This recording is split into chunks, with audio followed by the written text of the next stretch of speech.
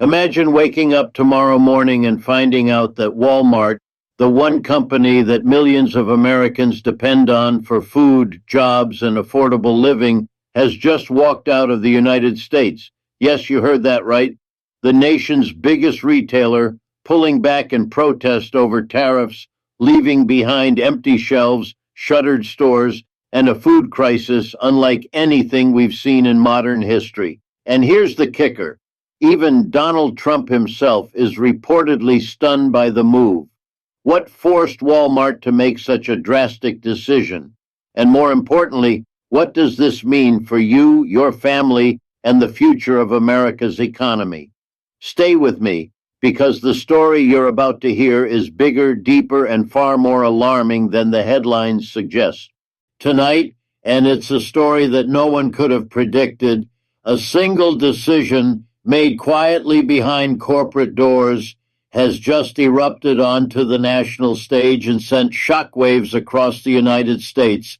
Viewers, brace yourself, because this is the shocking trigger nobody saw coming. It began with whispers, small reports trickling out of boardrooms, but now it's undeniable. One of America's biggest household names has taken a step that could ripple through every kitchen, every dinner table, and every community.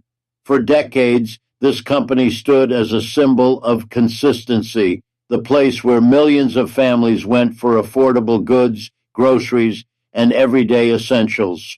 Entire towns were built around it, with communities depending on it not just for shopping, but for jobs, for stability, for a sense of routine.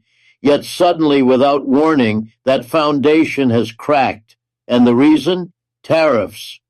A word that sounds like political jargon until it lands squarely on your grocery bill, your paycheck, and your future.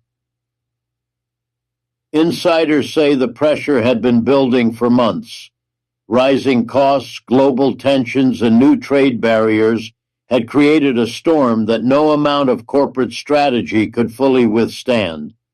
Behind the scenes, executives debated, pleaded with officials, and explored alternatives. But at some point, a line was crossed and they made their move. Overnight, what was once unthinkable became reality. A walkout, a withdrawal, a statement so bold that even those inside the halls of power were caught off guard. Think for a moment about the human impact. Imagine the single mother who relied on this store for affordable groceries now staring at half-empty shelves and rising prices. Picture the small-town worker whose paycheck depended on clocking in at a local branch, suddenly unsure if tomorrow will bring another shift or a locked door. For many families, this isn't just a business decision, it's a lifeline snapped in two. And as the shock spreads, people are beginning to realize that this moment is not an isolated event, it's the spark of something larger.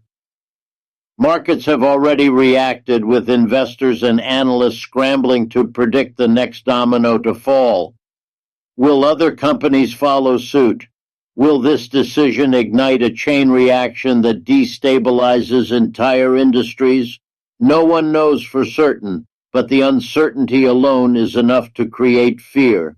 And fear in times like these has a way of spreading faster than facts. Politicians on both sides are rushing to respond, pointing fingers, demanding answers, and trying to convince the public that they saw this coming. But the truth is, they didn't. No one did.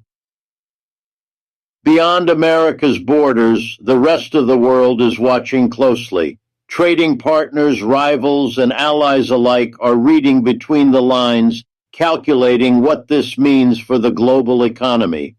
In boardrooms from Beijing to Brussels, strategies are shifting tonight, because when a giant stumbles in the United States, the tremors are felt everywhere.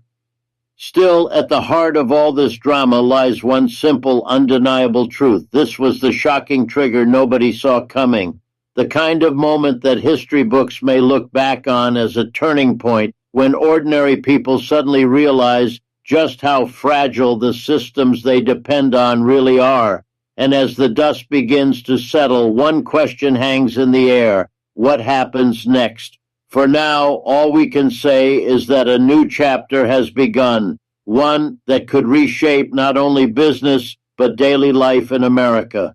We'll be watching it unfold, and so should you. This is a story far from over, and tonight it begins with a jolt none of us expected. Stay with us. The country is waking up to ripple effects that no one could have fully prepared for, and they are spreading faster than anyone imagined. What began as a single decision made quietly and perhaps thought of as manageable has now turned into a shockwave shaking the nation from coast to coast. The scale of what's happening is almost surreal. One action, one move at the top has sent vibrations all the way down to the most ordinary lives, changing the way people shop, work, and even think about the future. It started with what seemed like a corporate adjustment, something officials and executives believed would be absorbed smoothly. Yet almost immediately, cracks began to appear. Stores that had always been open, always reliable, suddenly felt different.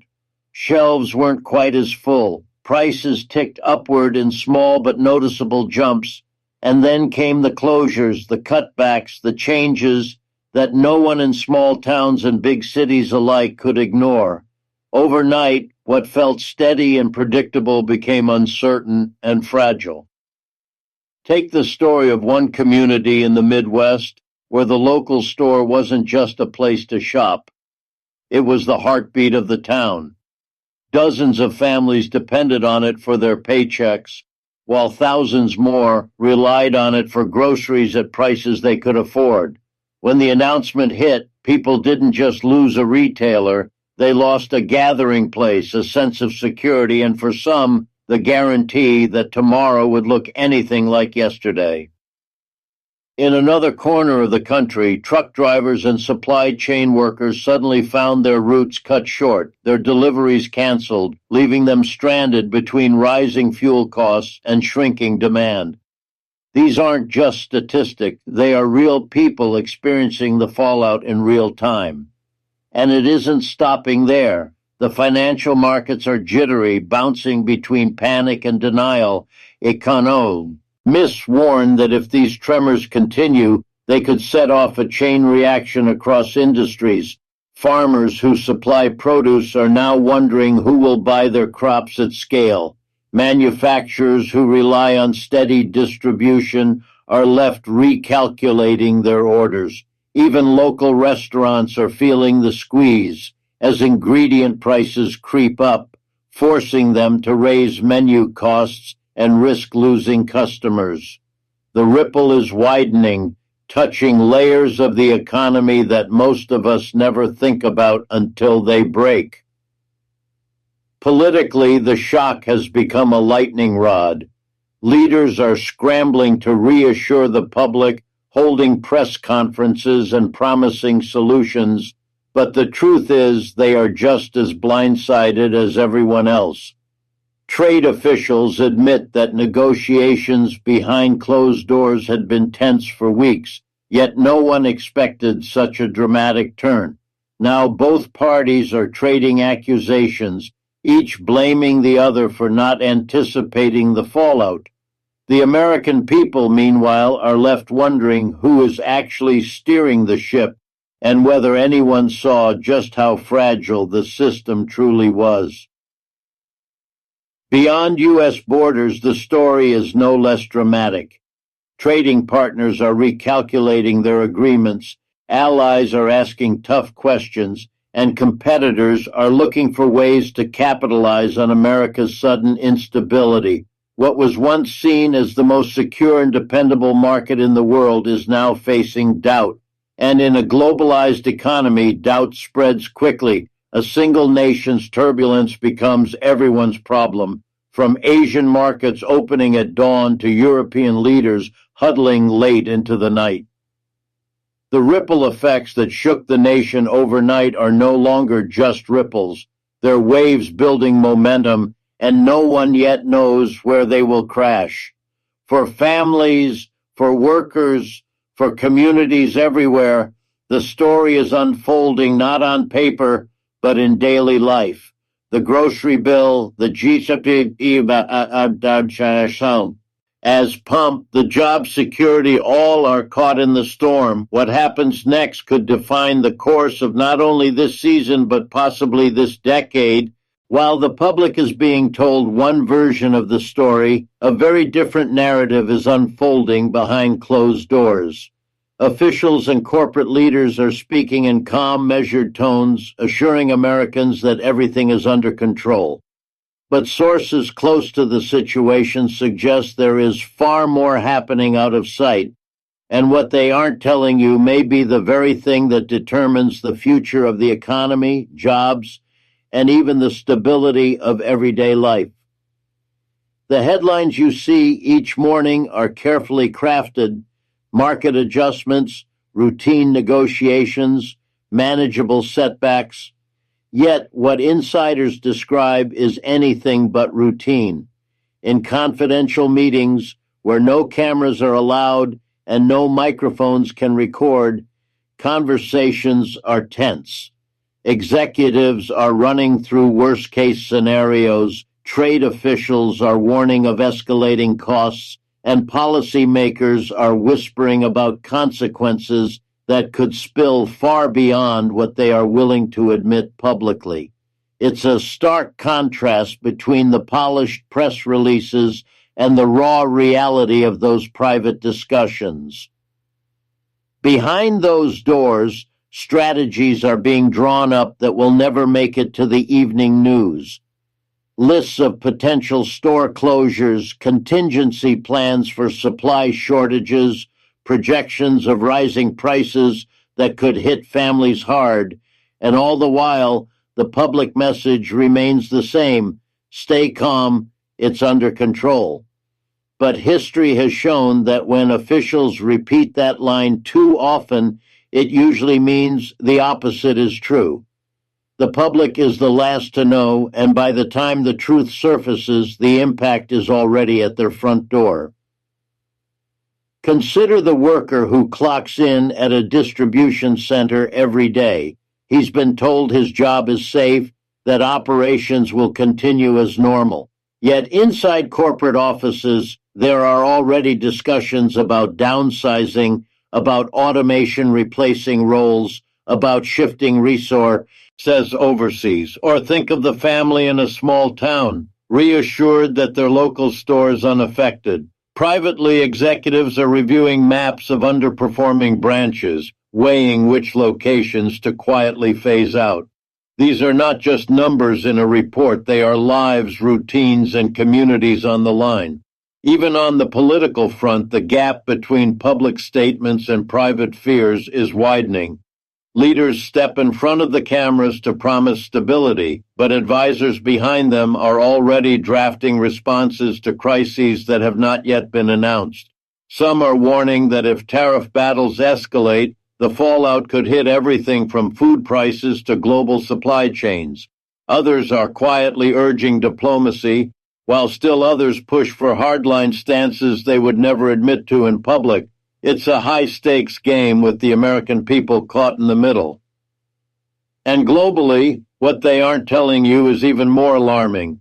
Foreign governments are analyzing these moves with surgical precision, adjusting their own policies, and in some cases, exploiting the chaos for their advantage. Allies who publicly pledge support are privately questioning how long they can absorb the costs. Rivals who downplay the situation are already positioning themselves to fill the void if America stumbles. Behind closed doors in embassies and war rooms across the world, the calculations are being made. Calculations that could shift the balance of power in ways that the public won't realize until it's too late. The truth is that what we are being told is only half the story. The reassuring words are meant to buy time, to keep markets steady, to prevent panic. But the conversations happening behind those closed doors reveal an unease that cannot be hidden forever. And sooner or later, those hidden decisions will shape the lives of millions in ways we cannot yet fully see. The shockwaves of recent decisions are not just hitting boardrooms or political chambers, they're landing hardest on ordinary families. the ones who had no say in any of this. Everyday people are feeling the heat first, and their stories reveal just how quickly national headlines turn into personal struggles. While leaders debate policies and executives argue over balance sheets, it's the cashier at the grocery store, the truck driver on the highway, the single parent stretching a paycheck who are carrying the immediate weight of this crisis. Walk into any supermarket today and you'll see it in the eyes of shoppers. The prices on staples, bread, milk, eggs, are climbing faster than paychecks can keep up. For some, the difference is a few extra dollars, but for others, it's the breaking point between making rent and putting food on the table. A mother in Ohio told reporters she now has to choose between buying groceries for the week or paying for gas to get to work. These choices are not abstract, they are painful realities playing out in homes across the country tonight.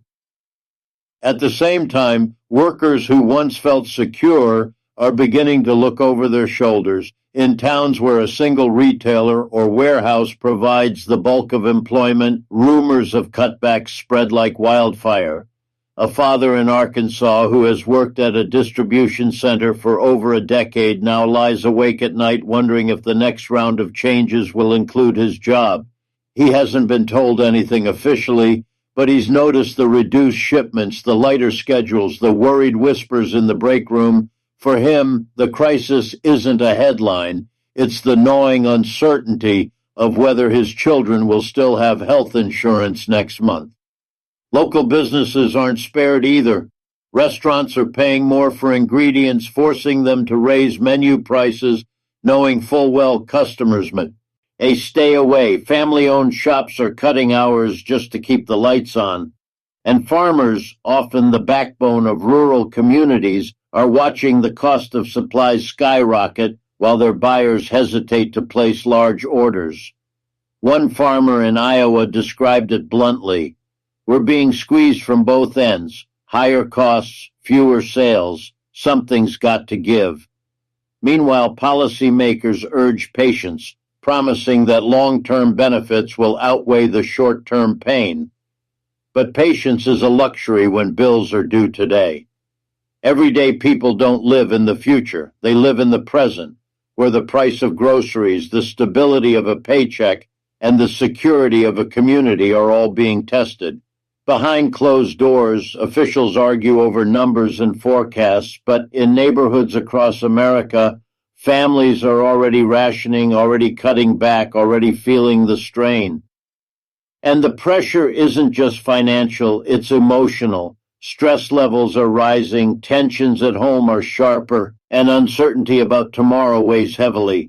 Parents are trying to shield their children from the anxiety, but kids notice when dinner looks different, when arguments about money last longer, when routines are broken.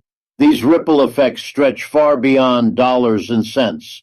They touch the very fabric of family life, community trust, and personal stability.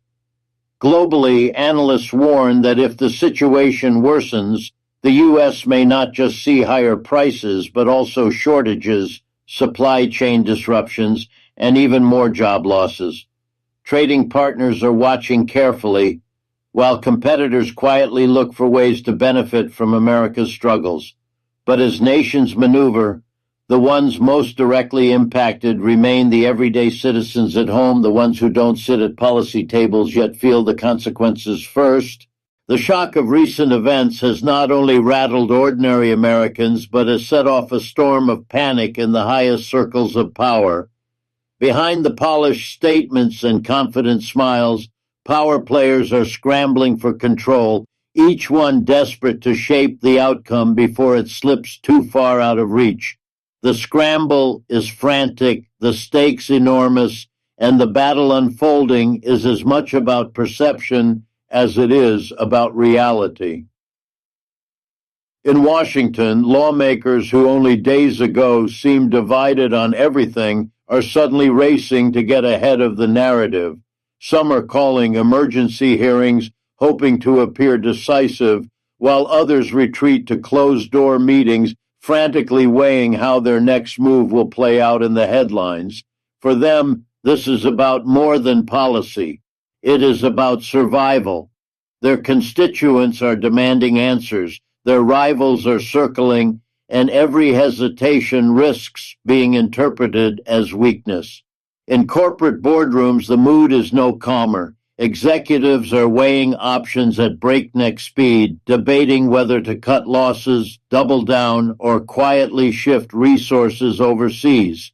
Publicly, they project calm, issuing carefully worded statements, but privately, the atmosphere is tense, filled with long nights, heated debates, and desperate calculations. One insider described the scene as a fire drill in slow motion. Everyone knows the flames are coming, and no one wants to be the last one left inside. Meanwhile, trade officials are working the phones nonstop, calling allies, negotiating with rivals, and trying to prevent a domino effect that could spiral beyond control. Each conversation is high stakes, each word weighed for its potential to either soothe markets or spark more panic. And as they scramble, foreign leaders are watching closely, some eager to exploit America's moment of weakness, others bracing for the shockwaves to reach their own economy. As the struggle for control doesn't stop at America's borders, it stretches into capitals around the world.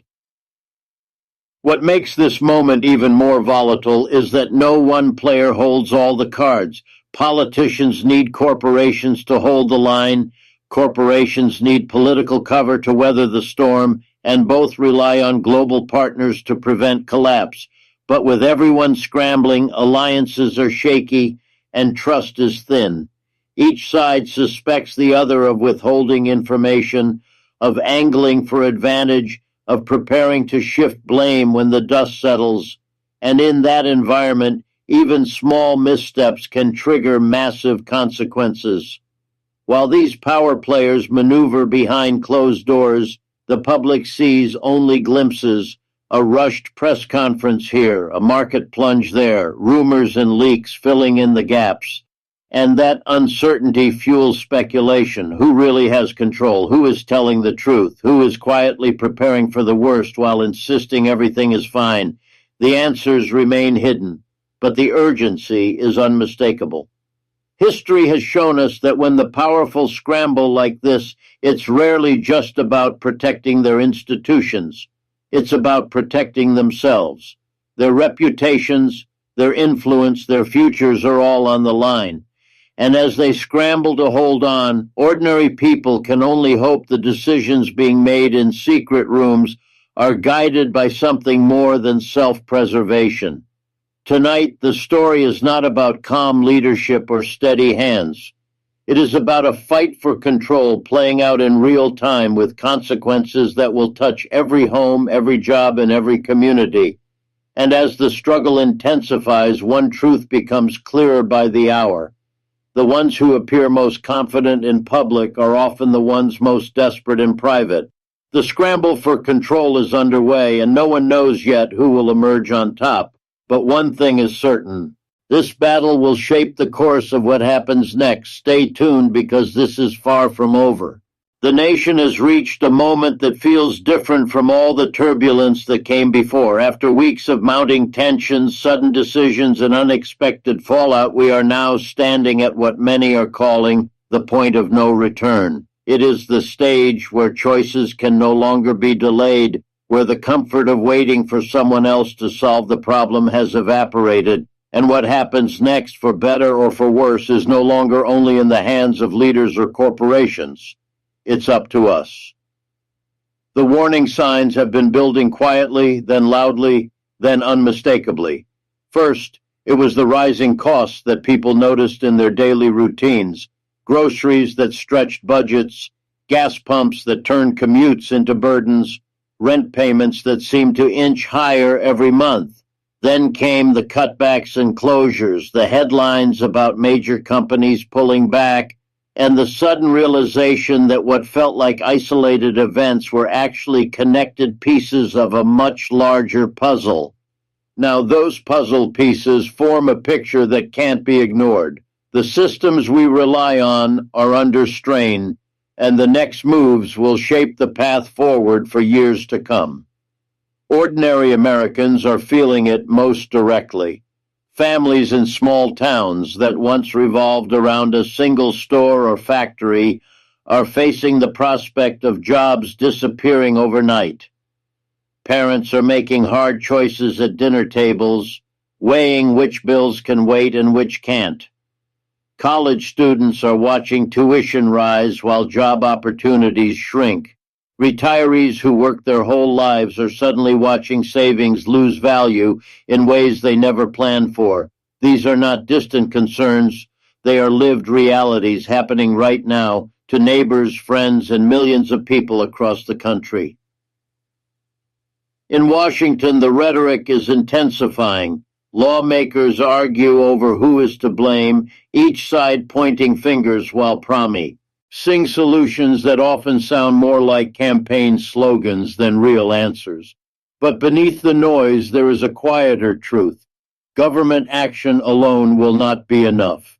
In corporate offices, executives debate how to adjust strategies without losing public trust, but even their reach has limits. The reality is that the system is bigger than any one institution. And that's why this moment feels so heavy, because it is no longer just about what they decide, but about how we collectively respond. Globally, the world is watching. Allies are worried about America's ability to lead in times of crisis. Rivals are calculating opportunities, testing weaknesses, and exploring how to turn American instability into their advantage. Markets are jittery, investors are cautious, and the idea of American dominance, once unquestioned, is now openly debated. In this environment, every choice made here at home carries weight far beyond U.S. borders. The point of no return is not just national, it is global. But here's where the story turns. At this stage, the outcome is not pre-written. It depends on resilience, on innovation, on whether communities pull together or fracture apart. It depends on whether citizens demand accountability from leaders or let the same cycles repeat. It depends on whether people adapt with creativity or fall back into despair. These are the crossroads we stand at tonight, and while the challenges are immense, history shows that moments like this can either break a nation or forge it stronger. So the question is simple but urgent. What happens next? Do we allow division, fear, and uncertainty to guide the road ahead? Or do we take ownership, demand change, and begin building something more stable for the future? The point of no return is here, and there is no rewinding the clock. What comes next is not a matter of chance, it's a matter of choice,